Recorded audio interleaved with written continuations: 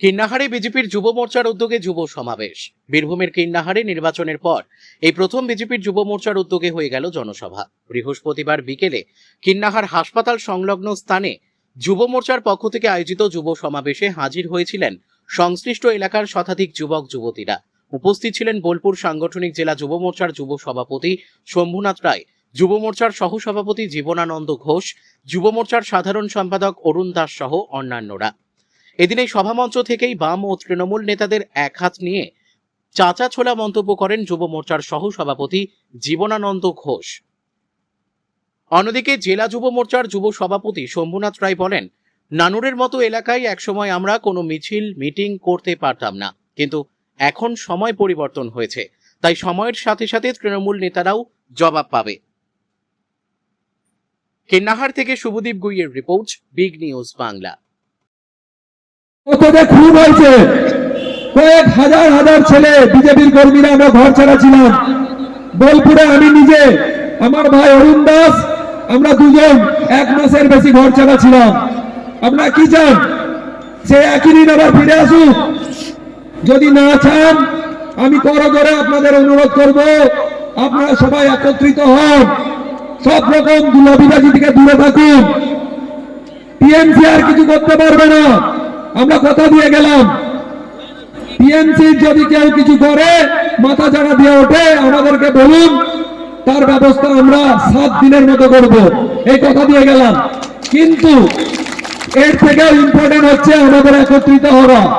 টিভির মাধ্যমে, সোশ্যাল মিডিয়ার মাধ্যমে আপনারা দেখছেন আবার একটা পার্টির উৎপত্তি, ককরোচ।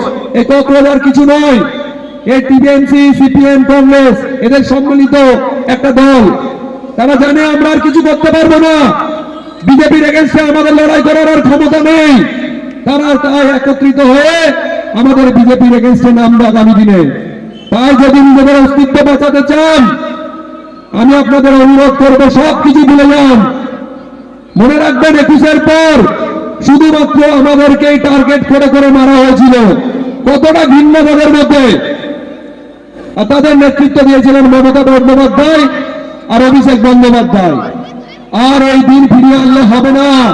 তাই বারবার বলছি, নিজেদের মধ্যে সব রকম যা আছে নিজেদের মধ্যে সব ক্লিয়ার করুন। পার্টি অফিসে বসুন, আপনাদের অভিভাবক আছে বিনয়দার কাছে আসুন। আপনাদের মধ্যে যদি কোনো সমস্যা হয়, ওনার সঙ্গে শেয়ার করুন এবং সেটা ক্লিয়ার করে দিন। এবং পঞ্চায়েত ভোটে সবাই একত্রিত হয়ে কাঁধে কাঁধ লাগিয়ে নামুন। হাতে আর বেশি সময় নেই আমাদের। বুথ অব্দি যদি সংগঠন বোঝাতে হয়, তাহলে 7-8টা মাস। তাই আর বেশি কথা বলবো না। আগামী দিনের জন্য আশ্বাস দিয়ে গেলাম, অন্নপূর্ণা ভান্ডার যারা পাননি সবাই পাবেন। যদি না পান, আমাদের মধ্যে যুব মোর্চার যারা ভাইয়েরা আছে তাদেরকে আমি অনুরোধ করব, যারা পায়নি তাদের পাশে গিয়ে দাঁড়াও, ব্লক বিডিও অফিসে গিয়ে তাদের সব রকম সহযোগিতা করো। ডাকাতগুলোকে হিসাবের খাতা দিয়ে প্রস্তুত করো। যদি ভয়ে বাড়ি থেকে পালিয়ে গিয়ে থাকে, তাহলে সেখান থেকে ঘুরে চলে এসে বাবা এখানে আসতে হবে। পুনঃ মুসিকে যাবো, এটা হবে জনগণের টাকা, তোর বাপের টাকা নয়। জনগণের টাকা খেয়ে ভাববে যে 6 মাসকে লুকিয়ে বসে থাকবে, তারপর সুসু করে বিড়ালের মতো গলি দিয়ে ঢুকলো, ওটা হবে না। এখনই এসে হিসাবের খাতা প্রস্তুত করো, নাহলে তোমাদের জন্য অনেক কিছু অপেক্ষা করছে। দড়ি, কালি, ডিম, বহু কিছু। এবং সর্বশেষে জেল নয়তো সেল, যেরকম অপরাধ হবে সেরকম হবে। তো আমি এটাই বলছি, সঙ্গে কোটি কোটি দুর্নীতি হয়েছে ইলেকট্রিক অফিসে, আপনারা সব জানেন। এখানে কিছু লোকজন আছে, কিছু কন্ট্রাক্টর আছে দুর্নীতিগ্রস্ত, যারা তৃণমূলের আমলে বিভিন্ন আধিকারিকের মাথা খেয়ে এখানেও বড় চক্রান্ত আসর করেছে। আর আপনাদের শেষে আরো একটা কথা বলতে চাই, ভারতীয় জনতা পার্টির যে পরিবর্তন যাত্রার রথ, তা এখান থেকে 150 মিটার দূরে বাধাপ্রাপ্ত হয়েছিল। সেখানে কোন এক গোলাপ শেখ বড় বড় তলোয়ার নিয়ে এবং বোম নিয়ে আমাদের কার্যকর্তাদের উপর হামলা করেছিল। আমি সেই গোলাপ শেখকে বলছি, শান্তি শৃঙ্খলার সঙ্গে এসে নিজের জায়গায় বাস করো ভাই। কেন ঘুরে ঘুরে বেড়াচ্ছ? তোমরা তো বলতে মা মাটি মানুষের সরকার, আমরা শুধু উন্নয়ন করে গেছি। কারো কোনো ক্ষতি করিনি, তাই যে তুমি কিছু ভয়ে মানে ভয় নিয়ে এলাকা ছাড়া কেন আমাদের কার্যকর্তাদের মারতে ধরতে যখন তখন হুমকি দিতে? কোথায় ভাই? তোমাকে তো কোথাও দেখতে পাচ্ছি না, বেশ কয়েক মাস হলো তোমার মুখটা দেখিনি। বড় দেখতে ইচ্ছা করছে, আমি তোমাকে অনুরোধ করছি, তুমি যেখানেই থাকো নিশ্চয়ই তুমি কোথাও না কোথাও আমার বক্তব্য শুনবে, তুমি এসে নিজের বাড়িতে থাকো এবং তুমি হিসাবের খাতা নিয়ে প্রস্তুত থাকো, যে যে অন্যায় যে যে অপরাধ করেছো। আর শুধু এর কথা কেন বলবো, এখানে আরো অনেক রথী মহারথী ছিলেন যারা আজকে যুদ্ধ হয়ে ঢুকে গেছেন ঘরে, তো সেই সকল ব্যক্তিরা প্রস্তুত থাকুন। আর এখন আপনারা দেখেছেন কংগ্রেস জনতা পার্টি কিছু ছেলে পিলে যাচ্ছে দেশদ্রোহী রাজনীতি করতে, মানে দেশ বিরোধী চক্রান্তের বড় অংশ। এটা একটা ডিপ স্টেটের তৈরি পরিকল্পনা।